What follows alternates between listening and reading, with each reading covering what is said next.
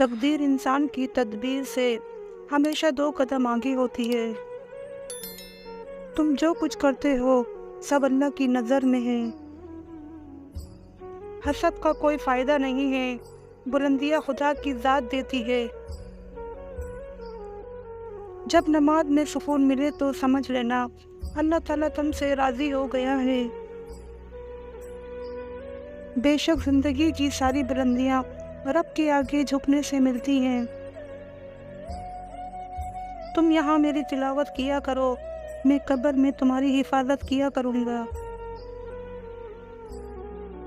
خاموشی ہمیشہ رضامندی یا ناراضگی ہی نہیں ہوتی، کبھی اس کا مطلب یہ بھی ہوتا ہے کہ ہم نہ سمجھو سے وضاحت کی سخت نہیں رکھتے۔ ہم اپنی غلطیوں سے زیادہ اپنی شرافت کی قیمت ادا کرتے ہیں۔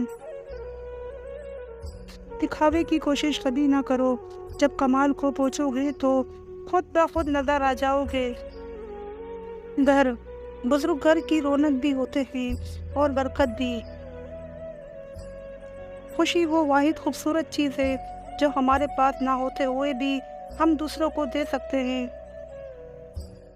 اگر آپ مسلمان ہو کر بھی معاشرے کے لیے اچھے نہیں ہیں تو پھر آپ نے اسلام سے کچھ نہیں سیکھا۔ کچھ دن شاخ پر بسیرا تھا، میں سمجھا تھا باغ میرا تھا۔ زندگی جینا ہے تو پھر حالات سے ڈر کے ساتھ جنگ جو لازم ہو تو مقابل نہیں دیکھا کرتے۔ اگر لوگوں کو عزت دینا اور معاف کرنا تمہاری کمزوری ہے تو تم دنیا کے سب سے طاقتور انسان ہو۔ آپ اپنے گھر والوں کو نماز کا حکم دیجیے اور خود بھی اس پر جمے رہیے۔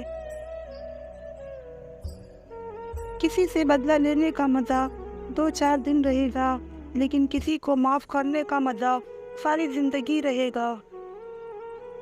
نصیب بے شک اللہ کے ہاتھ میں ہے، لیکن دعا کا اختیار اس نے انسان کو دیا ہے۔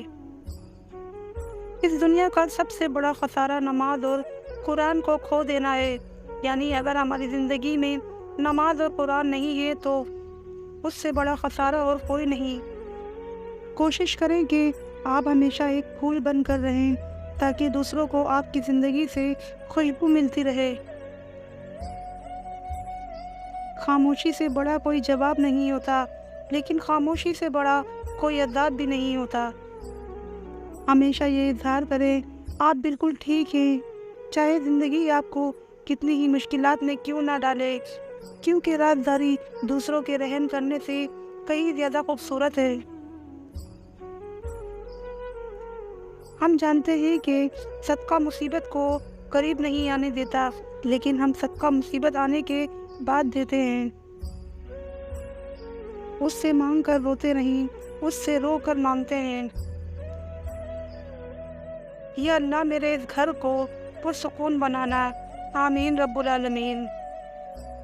اچھی بات کا اثر نہ ہونے کی ایک وجہ یہ بھی ہے کہ لکھنے والا اور پڑھنے والا دونوں یہی سمجھتے ہیں کہ دوسرے کے لیے ہے۔ ہم میں سے زندہ وہی رہے گا جو دلوں میں زندہ رہے گا، اور دلوں میں زندہ وہی رہتے ہیں جو خیر بانٹتے ہیں، محبتیں بانٹتے ہیں، آسانیاں بانٹتے ہیں۔ اذیت کے جواب میں اذیت دے کر جس تسکین کی انسان کو تلاش ہوتی ہے وہ کبھی نہیں ملتی۔ دل کو سکون معاف کرنے سے ہی آتا ہے۔ جیسے آپ کے کچھ گناہ صرف آپ کے اور رب کے درمیان ہیں، ایسے ہی کچھ نیکیاں بھی ہونی چاہیے۔ درد میں جب بھی خود کو پاتی ہوں، سب سے قریب اللہ کو پاتی ہوں۔ جب کوئی نہ سمجھ رہا ہو تو خاموش ہو جانا بہتر ہے، بحث باتوں کو مزید بگاڑ دیتی ہے۔ دونوں صورتیں یقین کی ہیں، کوئی اللہ کے لیے سب چھوڑ دیتا ہے اور کوئی اللہ پر ہی سب چھوڑ دیتا ہے۔ کبھی کبھی راستوں کو نہیں بلکہ خود کو بدل لینا بہتر ہوتا ہے۔ نماز تو براہ راست اللہ رب العالمین سے بات کرنے کا ذریعہ ہے۔ اے میرے رب، مجھے ہر اس چیز اور شخص سے دور رکھ جو مستقبل میں میرے لیے دکھ اور پریشانی کی وجہ بنے، آمین ثم آمین۔ توبہ کا خیال خوش قسمتی ہے کیونکہ جو گناہ کو گناہ نہ سمجھے وہ بدقسمت ہے۔ جو تکلیف ہمیں اللہ کی طرف متوجہ کر دے وہ تکلیف نہیں نعمت ہے، اور جو نعمت ہمیں اللہ سے غافل کرے وہ نعمت نہیں عذاب ہے۔ اللہ ہمیں اپنے سائے اور رحمت میں رکھے، آمین رب العالمین۔ ہر مشکل میں رو رو کر دعا کیا کرو، کیونکہ جہاں انسان کا حوصلہ ختم ہوتا ہے وہاں اللہ کی رحمت شروع ہوتی ہے۔ الفاظ چابیوں کی مانند ہیں، ان کا صحیح استعمال کر کے لوگوں کے منہ بند یا دل کھولے جا سکتے ہیں۔ کچھ لوگوں کی عادت ہوتی ہے ہر بات میں طعنے مارنا، مذاق اڑانا یا خامی نکالنا۔ ایسے لوگوں کی باتوں سے پریشان مت ہو۔ یاد رکھیں، بچھو کی فطرت میں ہمیشہ ڈنگ مارنا ہوتا ہے۔ غصے میں کیے جانے والے فیصلے بعض دفعہ عمر بھر کے لیے گلے پڑ جاتے ہیں، لہذا غصے اور جذبات میں فیصلے کرنے سے بچیں۔